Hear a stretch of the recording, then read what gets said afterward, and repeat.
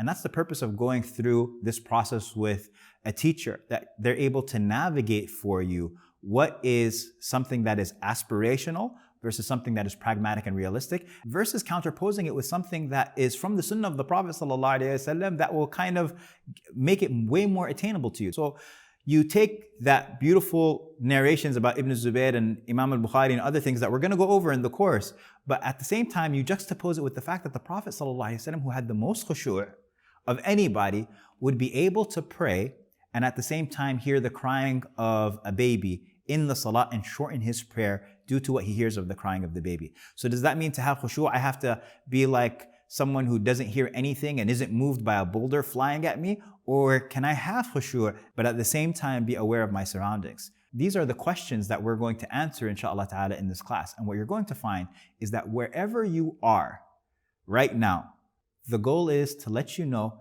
that we're not going to be going into the detail of what invalidates your prayer and what the pillars of prayer are and the sunnah of prayers are and all of these types of things. That's not what this class is about. And at the same time, this isn't a binge-worthy lecture series. This isn't you jumping into a car and listening to 10 hours of content or anything like that. This is a workshop. And this isn't a workshop to teach you the rituals, like this is how you bow and this is how you stand up and all of these types of things.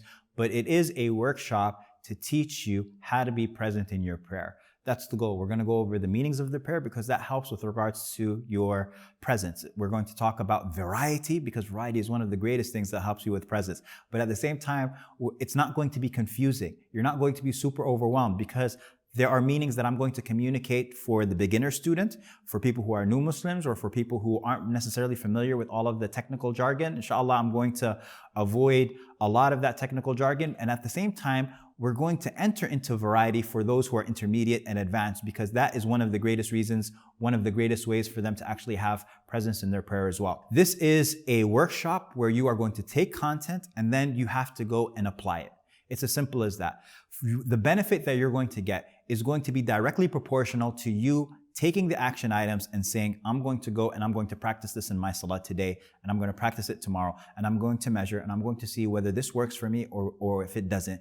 And the reason why it's so unique to you is because I'm going to be presenting a lot of material, and different things are going to work for different people. The sunnah accommodates for so many different aspects of presence in the prayer.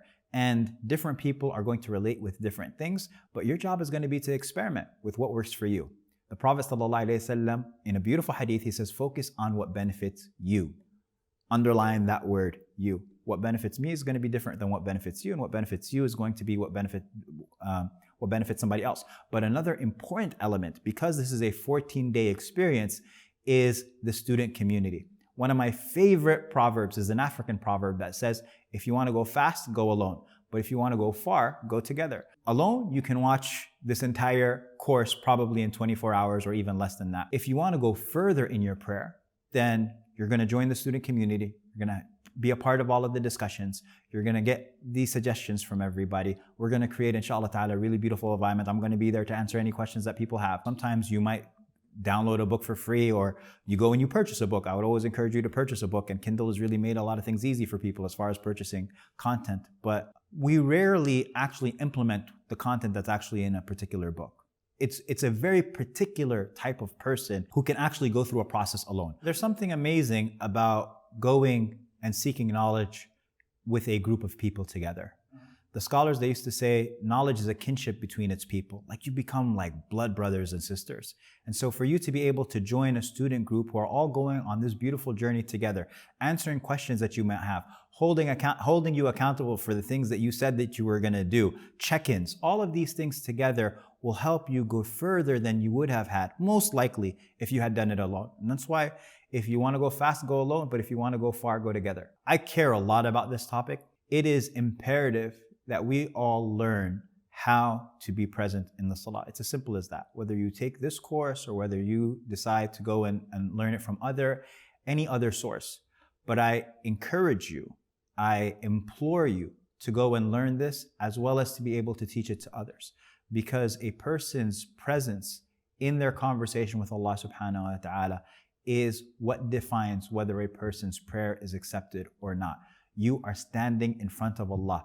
Ibn al-Qayyim, he says this really powerful thing. He says the fruit of Hajj is you spending in the path of Allah. The fruit of zakah is that you're purifying your wealth. The fruit of fasting is taqwa, obviously, but the fruit of salah, the very fruit of salah, is that you are turning towards Allah and Allah turns towards you. And so when you're turning to Allah, for you to not be present, for you to be absent as you're turning to Allah is a disaster, it's a catastrophe. That's a problem that we're trying to solve in this course. It's a huge problem. It's one of the greatest pains that the ummah feels, everybody, and it is the one that we're setting out to solve, inshallah ta'ala. We want to be able to together solve this problem, inshallah ta'ala, for ourselves, as well as be able to learn the mechanics so that we can go out and teach this to other people as well. Teach it to our family members, teach it to our children, teach it to our friends, teach it in our communities, so that inshallah ta'ala we can all become a community that has a present prayer.